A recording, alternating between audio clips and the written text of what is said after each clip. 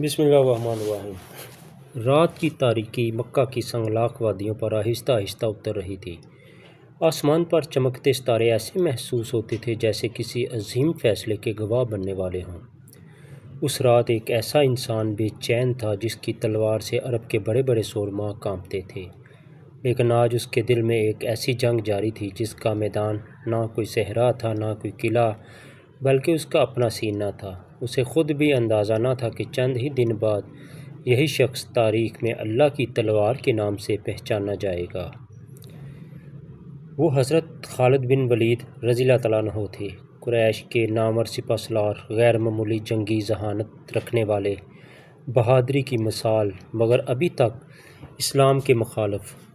غزوہ احد میں مسلمانوں کی صفوں کو پیچھے سے گھیرنے کی جو جنگی تدبیر اختیار کی گئی تھی، اس میں ان کی عسکری مہارت نمایاں ہوئی تھی۔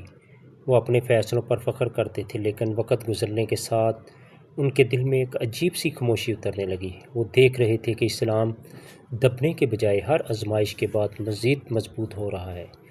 جس دین کو ختم کرنے کے لیے قریش نے ہر حربہ آزمایا، وہ پہلے سے زیادہ طاقت کے ساتھ پھیلتا جا رہا تھا۔ پھر صلح حدیبیہ کا موقع آیا۔ بظاہر یہ معاہدہ مسلمانوں کے خلاف محسوس ہوتا تھا، مگر حضرت خالد بن ولید رضی اللہ تعالیٰ عنہ جیسے سمجھدار انسان نے اس کے پس منظر میں ایک اور حقیقت دیکھی۔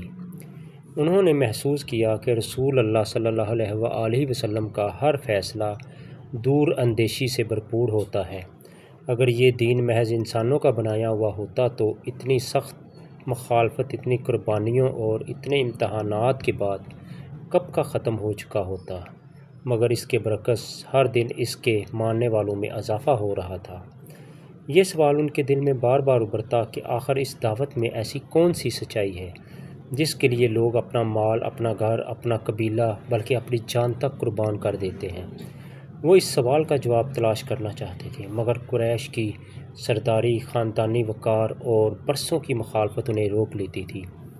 ایک دن انہوں نے اپنے قریبی لوگوں سے گفتگو کی تو معلوم ہوا کہ بہت سے سمجھدار افراد بھی خاموشی سے اسلام کی حقانیت پر غور کر رہے ہیں۔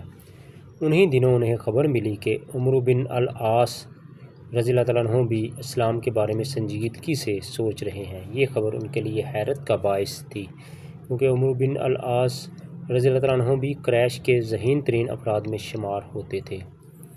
دل کی بے چینی اب اتنی بڑھ چکی تھی کہ اسے مزید دبانا ممکن نہ رہا۔ آخر کار انہوں نے فیصلہ کیا کہ وہ مدینہ جائیں گے، خود رسول اللہ صلی اللہ علیہ وآلہ وسلم سے ملاقات کریں گے اور سچائی کو اپنی آنکھوں سے دیکھیں گے۔ یہ فیصلہ آسان نہ تھا۔ وہ جانتے تھے کہ مکہ کے بہت سے لوگ انہیں غدار کہیں گے، ان کا مذاق اڑائیں گے اور ان کے خلاف نفرت پھیلائیں گے، مگر جب دل پر حق کی روشنی پڑ جائے تو دنیا کی ملامت اپنی حیثیت کھو دیتی ہے۔ مدینہ کی طرف سفر شروع ہوا۔ راستے میں ان کی ملاقات عمرو بن العاص رضی اللہ تعالیٰ عنہ سے ہوئی اور عثمان بن طلحہ رضی اللہ تعالیٰ عنہ سے ہوئی۔ گفتگو سے معلوم ہوا کہ دونوں بھی اسی مقصد کے لیے جا رہے ہیں۔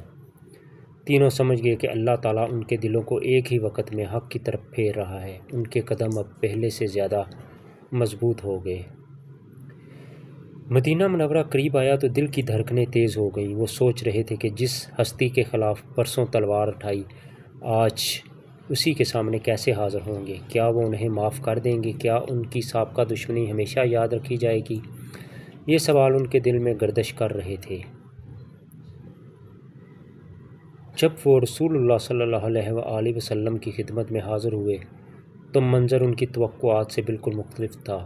وہاں انتقام نہیں تھا، غرور نہیں تھا، ماضی کی تلخیوں کا ذکر نہیں تھا، رحمت، شفقت اور کشادہ دلی تھی۔ رسول پاک صلی اللہ علیہ وآلہ وسلم نے انہیں دیکھ کر خوشی کا اظہار فرمایا۔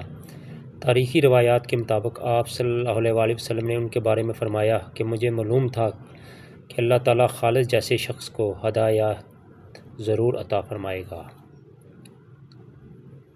حضرت خالد بن ولید رضی اللہ تعالیٰ عنہ آگے بڑھے۔ دل نرم ہو چکا تھا، آنکھوں میں نمی تھی، برسوں کی ضد ٹوٹ چکی تھی۔ انہوں نے عرض کیا کہ اے اللہ کے رسول صلی اللہ علیہ وآلہ وسلم، میں گواہی دیتا ہوں کہ اللہ کے سوا کوئی معبود نہیں اور آپ اللہ کے سچے رسول ہیں۔ پھر انہوں نے اپنی سابقہ مخالفت پر معافی کی درخواست کی۔ رسول پاک صلی اللہ علیہ وآلہ وسلم نے ایسی بات ارشاد فرمائی جس نے ان کے دل کا سارا بوجھ ہلکا کر دیا۔ آپ صلی اللہ علیہ وآلہ وسلم نے فرمایا کہ اسلام قبول کرنے سے پہلے کے گناہ اسلام مٹا دیتا ہے۔ یہ الفاظ حضرت خالد بن ولید رضی اللہ تعالیٰ عنہ کے لیے نئی زندگی کا آغاز تھے۔ وہ شخص جو کل تک اسلام کے خلاف صف آرا تھا، آج اسی دین کا سپاہی بن چکا تھا۔ یہ صرف مذہب بدلنے کا واقعہ نہیں تھا بلکہ دل کے بدل جانے کی داستان تھی۔ غرور کی جگہ عاجزی نے لے لی، دشمنی کی جگہ محبت نے، اور اپنی طاقت پر بھروسے کی جگہ اللہ پر کامل توکل نے۔ اسی لمحے سے حضرت خالد بن ولید رضی اللہ تعالیٰ عنہ کی زندگی کا ہر سانس اسلام کی سربلندی کے لیے وقف ہو گیا۔ مدینہ کی گلیوں میں چلتے ہوئے شاید کسی نے بھی اس وقت یہ تصور نہ کیا ہو کہ یہی نو مسلم آگے چل کر ایسی جنگی قیادت کرے گا جس کی مثال تاریخ میں کم ملتی ہے۔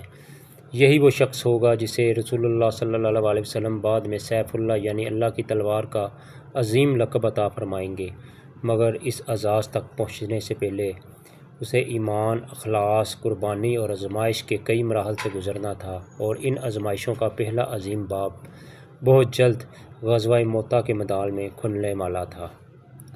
ناظرین، ہماری مزید اچھی اچھی ویڈیوز کو دیکھنے کے لیے ہمارے چینل نالج ہاؤس کو سبسکرائب کریں، لائک کریں، شیئر کریں، کمنٹ کریں۔ اس کا جو مزید اگلا حصہ ہے غزوہ موتا، وہ آگے دیکھنے کے لیے لازمی کمنٹ کریں۔